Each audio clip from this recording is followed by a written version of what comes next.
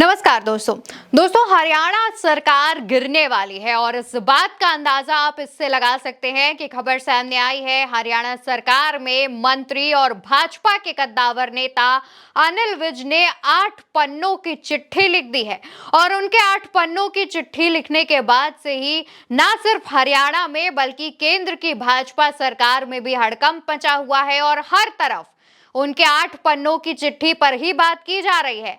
जब अनिल विज से 8 पन्नों की चिट्ठी को लेकर सवाल किया गया तो उनमें से ज्यादातर सवालों का जवाब अनिल विज ने दिया ही नहीं और उन्होंने जवाब देने से साफ-साफ मना कर दिया। अब आखिर दोस्तों 8 पन्नों की चिट्ठी लिखी क्यों गई है, इस बारे में हम इस वीडियो में बात करेंगे। नमस्कार, मेरा नाम अवंतिका अवस्थी है और आप देखना शुरू कर चुके हैं उल्टा चश्मा यूसी। दोस्तों अनिल विज अपने विवादित बयानों को लेकर जाने जाते हैं। वो अक्सर ऐसे बयान देते हैं जिसके बाद विवाद होता ही है। अपने बड़बोलेपन के कारण अनिल विज कई बार परेशानियों में भी पड़े हैं और एक बार फिर से ऐसा ही हुआ है। आपको तो पता ही होगा कि हरियाणा के मुख्यमंत्री नायब सिंह सैनी और अनिल विज के बीच संबंध काफी अच्छे नहीं हैं। लगातार नायब सिंह सैनी को लेकर अनिल विज के बयान सामने आते रहते हैं और इस बार भी ऐसा ही हुआ।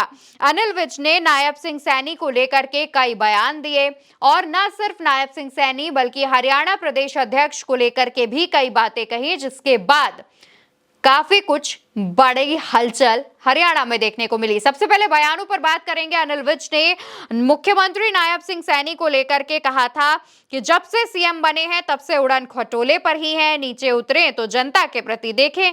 ये मेरी आवाज नहीं, सारे मंत्रियों और एमएलए की आवाज है। इसके बाद एक और बयान उन्होंने दिया था 2 फरवरी को और उसमें उन्होंने कहा था कि अगर कोई मुझसे मेरा मंत्री पद छीनता भी है तो छीन ले, मुझे कोई फर्क नहीं पड़ेगा, लेकिन मेरी सीनियोरिटी और विधायकी नहीं छीन सकते। और इसके बाद सीधे मंत्री अनिल विज ने अपने ऑफिशियल एक्स अकाउंट से एक पोस्ट शेयर की और उसमें सीएम सैनी के साथ जितने लोगों की तस्वीरें थी उस तस्वीर में गद्दार का ठप्पा लगाया था।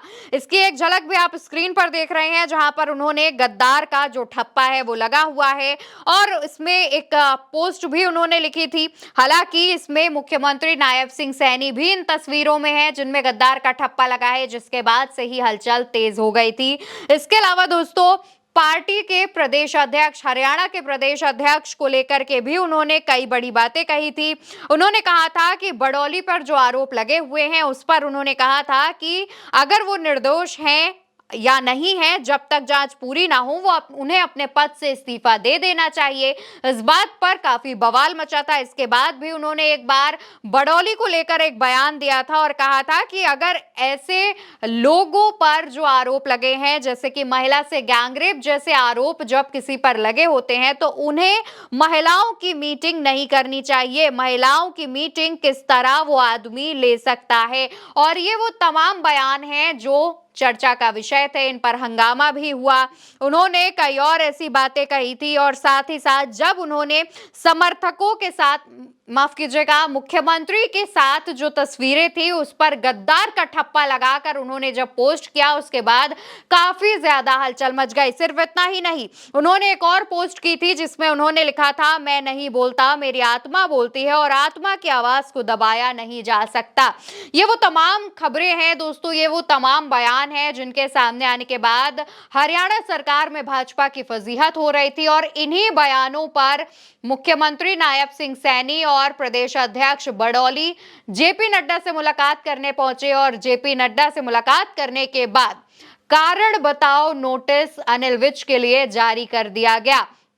यहाँ पर जो प्रदेश अध्यक्ष बड़ौली हैं वो अनिल विज के लिए कारण बताओ नोटिस जारी करते हैं, शोकेस नोटिस जारी करते हैं। हालांकि अनिल विज का इस पर कहना है कि ये नोटिस 2 लोगों के बीच की बात है। अब इसे किसने इस खबर को बाहर फैलाया, किसने इस खबर को मीडिया तक पहुंचाया, ये जांच का विषय है। इस पर जांच करनी चाहिए और साथ ही साथ उन्होंने इसी मामले पर 8 पन्नों की जो चिट्ठी है वो लिख कर दी है और इस पर अनिल विज ने यह भी कहा था कि मैं 3 दिन से चंडीगढ़ से बाहर था, मैं घर आया, ठंडे पानी से नहाया, रोटी खाई और आराम से बैठ के मैंने जवाब दिया।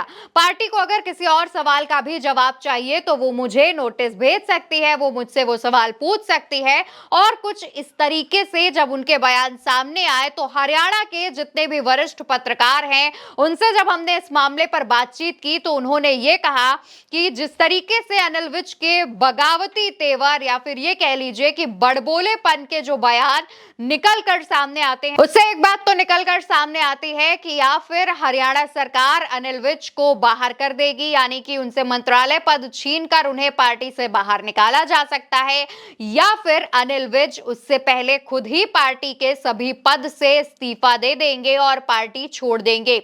ये वो तमाम सवाल हैं जिनका सभी को इंतजार है। लेकिन दोस्तों, जिस तरीके से मंत्री अनिल विज ने 8 पन्नों की चिट्ठी लिखी है, उससे हरियाणा सरकार में तो हलचल हुई है, केंद्र सरकार भी हिल गई है। अब देखना होगा कि आखिर विपक्ष इस मामले पर क्या तंज कसता है और आने वाले दिनों में अनिल विज के और क्या बगावती बयान सामने आएंगे, बड़बोलापन का बयान सामने आएगा, या फिर अनिल विज आप कुछ दिनों के लिए शांत हो जाएंगे।